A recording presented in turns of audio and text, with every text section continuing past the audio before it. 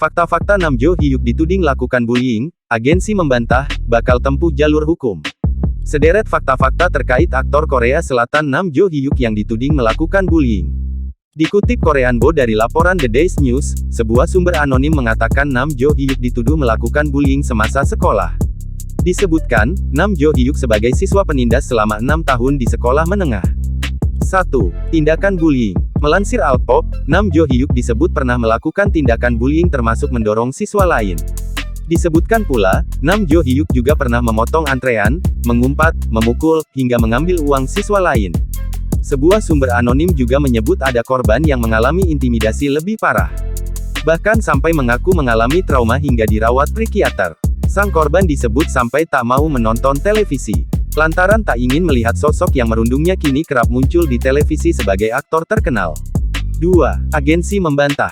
Mengutip Koreanbo, Sub Entertainment akhirnya buka suara terkait tuduhan bullying terhadap sang aktor. Sebagai agensi Nam Jo Hyuk, Sub Entertainment secara tegas membantah tudingan tersebut.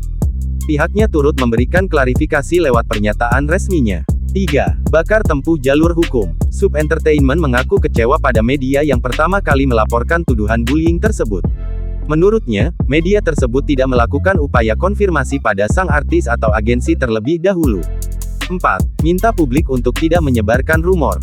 Atas rumor bullying yang beredar, Sub Entertainment menyebut keluarga sang aktor ikut merasakan dampaknya. Untuk itu pihaknya meminta publik untuk tidak lagi menyebarkan rumah yang tidak benar itu.